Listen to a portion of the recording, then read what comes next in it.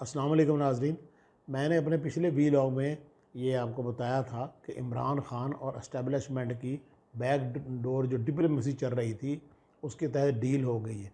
कैसे डील हुई है ये मैं आपको बताता हूँ। Number one. दूसरा मैंने डिस्कस करना है आज मुल्तान का जो बहुत बड़ा जलसा, और ये पाकिस्तान की तारीख़ के चंद बड़े जलसों में से एक था। मैं वहाँ ख़ुद गया, 4-5 घंटे वहाँ मैं गुजार के आया हूँ। और जो कुछ मैंने देखा, पहले मैं लफ्ज़ यूज़ करता था चार्ज क्राउड, लेकिन अब वो क्राउड जो है वो चार्ज नहीं, वो मोटिवेटेड है, वो किसी समझ पे लग चुका है।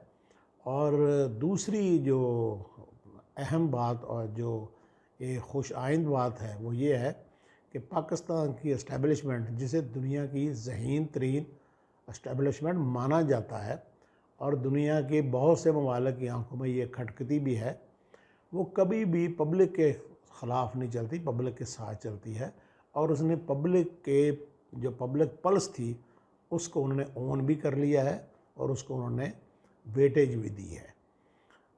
आज जो इमरान खान का जलसा था, आप हैरान होंगे। किला कोना कासिम बाग बहुत बड़ा एक टीला है और बहुत पुराना एक है वो जगह, जहाँ पे कासिम बाग स्टेडियम में एक तो स्टेडियम फुल भरा हुआ था, उसकी सीढ़ियाँ फुल भरी हुई थी, और वहाँ जो कहते हैं ना अम्बुलेंस जिसे कहते हैं कि तिल धरने को जगह नहीं, वहाँ तिल धरने को जगह नहीं थी। और वहाँ से चौक घंटा घर अगर बंदा पैदल आए ऊपर से घूम के, जो कि रास्ता उन्होंने जो आम लोगों के लिए खोला था, तो जो डायरेक्ट रास्ता था वो सिर्फ ख़वातीन के लिए था, शॉर्टकट जो मुख्तसर रास्ता था, जो बड़ा रास्ता था वो आम लोगों के लिए था। तो ये 15 से 20 मिनट में बंदा स्टेडियम के अंदर से चौक घंटा घर तक पहुंचता है। आप अंदाज़ा लगाएं कि सारे रास्ते इतना रश था, इतना क्राउड था कि आप उसका तसव्वुर नहीं कर सकते। और स्टेडियम की और स्टेडियम की गुंजाइश जो है वो 25 से 30 हज़ार लोगों की है, और जितने लोग स्टेडियम के अंदर थे उससे कम से कम 4 से 5 गुना लोग बाहर थे।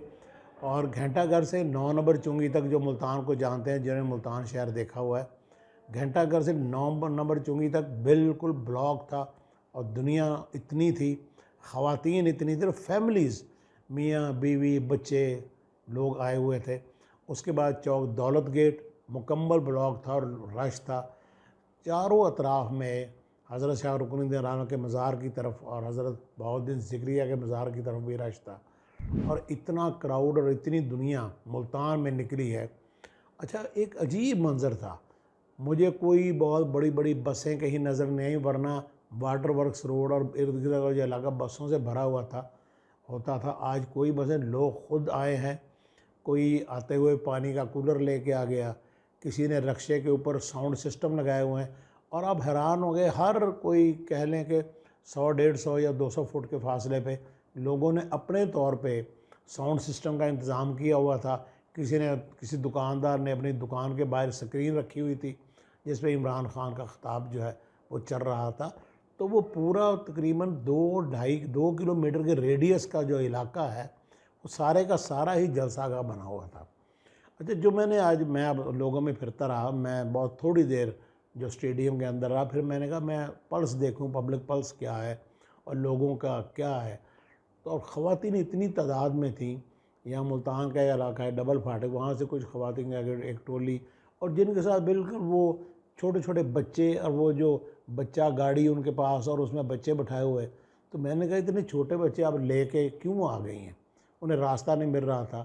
तो वो कहने लगे जी हम सिर्फ इसलिए आई हैं कि ये जो पाकिस्तान की बेहतरी और तब्दीली की तरफ जो बात चल रही है, या जो लोग निकले हैं, तो हम भी सिर्फ अपना एक टोकन के तौर पे अपनी हाज़िरी के लिए आए कि हम भी उसमें शामिल हो जाएं। ये एक जज्बा आज मैंने देखा।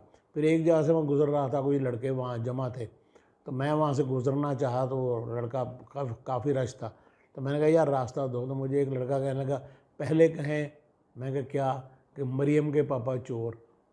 मैंने कहा यार रास्ता आप मुझे दे रहे, इससे क्या तक है? नहीं जी पहले कहे। अच्छा, वो हर एक से यही कह रहे थे। अच्छा, वो एक लड़कों का ग्रोह था, 20-22 साल के लड़कों का। अच्छा, और सड़क पे खड़े लड़के अपने अपने गालों पर, अपने पेशानी पर पीपल उसके जो पीटीआई के झंडे बनवा रहे थे। अच्छा, मैंने आज जलसा जो देखा उसमें जो मैंने ऑब्ज़र्व किया, अमूमन ये होता है कि पार्टियां झंडे तकसीम करती हैं, वहाँ लोग ख़ुद झंडे बेचने के लिए आए हुए थे और वहाँ लोग जो भी आ रहा है वहाँ झंडा भी ख़रीद रहा है उनसे, और उनसे वो मफलर भी ख़रीद रहा है और पीटीआई की टोपी भी ख़रीद रहा है। तो इमरान खान ने पता नहीं क्या जादू, ये तो एक जादू की कैफियत है। और आज उन्होंने ऐलान करना था लॉन्ग मार्च का, और मेरे पास जो रिपोर्ट्स थी वो ये थी कि 29 को इस्लामाबाद पहुंचने का ऐलान करना था, 29 को पहुंचना था, जुमे को उन्होंने यहाँ से निकलना था, लोगों ने 29 को वहाँ इकट्ठे होना था इतवार को। लेकिन उन्होंने यहाँ पे एक स्लिप ऑफ टंग कह लें, उन्होंने कहा जी कि एक अच्छी खबर है, तो लॉन्ग मार्च के हवाले से बात कर, फिर वो उसको ले गए, वो उनकी तरफ जो 25 आज अरकान असम्बली जो डी सीट हुए हैं। तो ये एक बहुत बड़ा फ़ैसला है, और मैं समझता हूँ पाकिस्तान की जमहूरियत में ये जो है ना, ये संगे मील है आज का फ़ैसला, कि जो हर वक्त लोटे बनते थे। और मुझे यहाँ खालिद मसूद ख़ान का एक शेर याद आता है, कथा है, एक बहुत ही खूबसूरत, बहुत अच्छे मज़ाहिया शायर हैं, हमारे दोस्त हैं, कि लोटा क्या है, एक बेपेंदा एक पांडा है, मुझे उसका जो टॉयलेट अंदर मौजू वक्त पे काम आता है, अब वो पार्लियामेंट के अंदर मुश्किल वक्त में काम आता है। अब वो पहला एक मिसरा मुझे मैं मिस कर रहा हूँ, तो फिर वो आगे क्या कहते हैं, आगे उन्होंने बहुत ही खूबसूरत बात कही कि अब ये पार्लियामेंट के अंदर यानी कि लोटा मुश्किल वक्त में काम आता है, और अल्लाह जाने चंगा भला मुअज़्ज़ज़ बंदा लोटा कैसे हो जाता है, मखलूक़ात में अफजल होकर छोटा कैसे हो जाता है। बहुत खूबसूरत उन्होंने बात की, और मैं समझता हूँ कि लोटा क्रेसी के ऊपर आज का जो फ़ैसला जो इलेक्शन कमीशन पंजाब ने जो दिया, लोटा क्रेसी के ऊपर तो उन्होंने बंद बांध दिया है, और आइंदा ये काम तो नहीं होगा।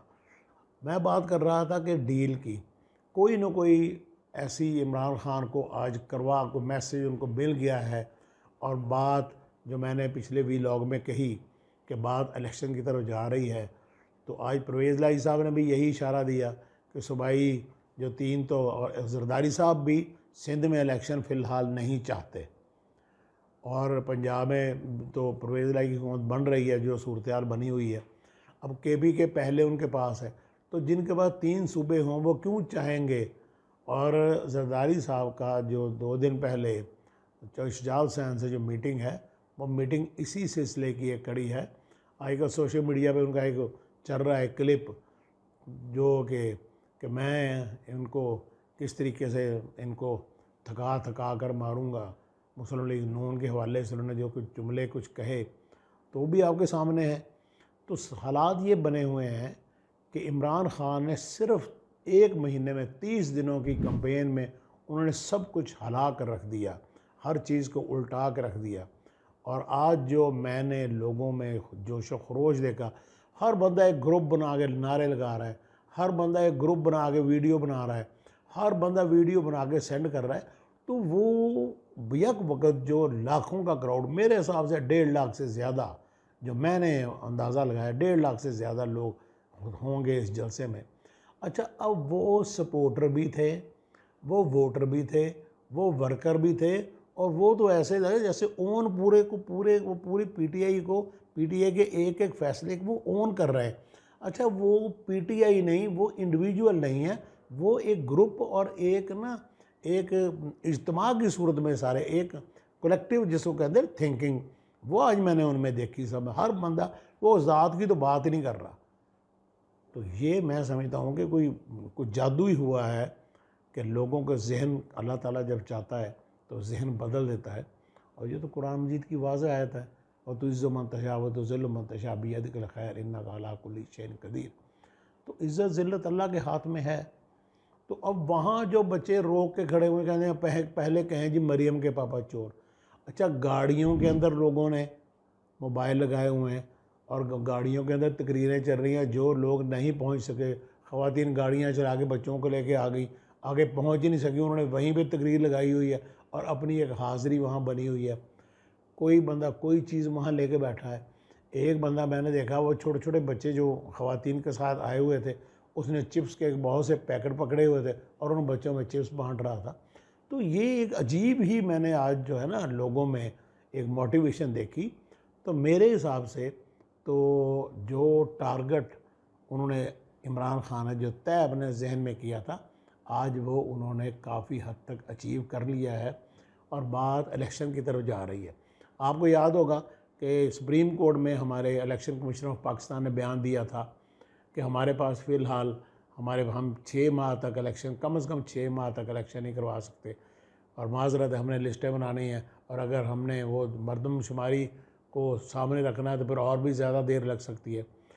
अब जो मालूमात सामने आई हैं कि इलेक्शन कमीशन ने बहुत तेज़ी से तैयारी शुरू कर दी है इलेक्शन की, तो बात उस तरफ जा रही है। और अगर इलेक्शन होता है और कौमी असम्बली का इलेक्शन होता है और पंजाब में चाहे परवेज़ लाई अपनी हुकूमत बनाने में कामयाब हो जाते हैं, तो मुस्लिम लीग का तो मुझे कहीं नामो निशान बहुत कम अपर पंजाब में GT रोड पे नज़र आए तो नज़र आए। और मुझे मुस्लिम लीग के साथ तो क्योंकि जो कमिटमेंट हुई है पीपल्स पार्टी के आसिफ अली जरदारी और काफ लीग के दरमियान, उसके तहत पंजाब में इन्हें कुछ ना कुछ सीटें मिलनी हैं पीपल्स पार्टी को। इसका क्वांटम जो है वो सीटों का वो बढ़ना है। उनकी मुस्लिम लीग के साथ भी 40 सीटों की और 20 सीटों की, 20 कौमी असम्बली की और 40 सूबाई असम्बली की सीटों की जो हुई थी डील, तो मेरी मालूमात के मुताबिक वही डील कम बेश काफ लीग के साथ होगी और काफ लीग प्लस PTI। तो ऐसा कोई रास्ता निकल रहा है कि मिल के शायद मुस्लिम लीग नून को ये लोग आउट करें। तो ये जो एक सिनेरियो मैं देख रहा हूँ और इतनी तेज़ी से चीज़ें बदल रही हैं कि समझ नहीं आ रहा। इधर बंदा एक चीज़ सोचता है और उसी वक्त नई चीज़ सामने आ जाती है, उस तरफ बंदा चलता है एक और चीज़ सामने आ जाती है। तो जब अल्लाह तबारक व तआला को तब्दीली लाना चाहे तो इतनी स्पीड ही बन रही है और इतनी ही तेज़ी से जो है वो मामला जो है वो बेहतरी की तरफ चलते हैं। अल्लाह करे पाकिस्तान के हालात बेहतर हों। और एक बात याद रखिए, हमारी इस्टेब्लिशमेंट कभी भी अवाम के ख़िलाफ़ और अवाम के जज्बात के ख़िलाफ़ कभी भी नहीं जाएगी। अवाम के जज्बात का, अवाम की सोच का, अवाम के मैंडेट का एहतराम करेगी। मैं बाद तजिया नगारों को सुनता हूँ और बाद मैं TV के ऊपर मुख्तलिफ़ चैनल्स पर मैं लोगों को सुनता हूँ, तो मैं बड़ा हैरान होता हूँ जिस तरह वो तो जैसे स्पोक्समैन बन के बात करते हैं। देखें, रिकॉर्ड की बात है, बहुत से लोगों को याद होगा कि 1988 में जनरल ज़ियाउल हक़ के हादसे में इंतकाल के बाद एकदम एक गैप आ गया और एक ही लीडर सामने था बेनज़ीर। फिर कैसे नवाज़ शरीफ को तैयार किया गया और नवाज़ शरीफ को तैयार करने में बाद में हमीद गुल साहब का किरदार था, बिल्कुल किरदार था। वो तो वो खुद भी उन्होंने माना, कई जगह पे उन्होंने माना। इसके बावजूद कि इस्टेब्लिशमेंट ने पूरी प्लानिंग की, पूरा ज़ोर लगाया, लेकिन इसके बावजूद आप देख लें कि कौमी असम्बली में बेनज़ीर ने सीटें इतनी जीत ली कि उनकी हुकूमत बन गया और वज़ीर आज़म बन गई।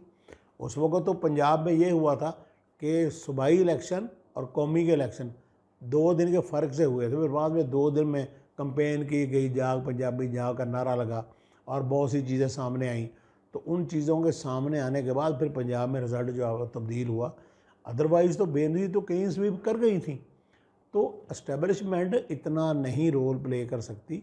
ये तो 1988 में ये बात साबित हो चुकी।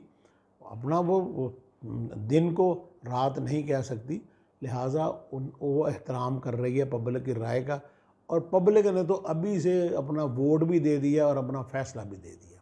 इजाज़त दीजिए, खुदा हाफ़िज़।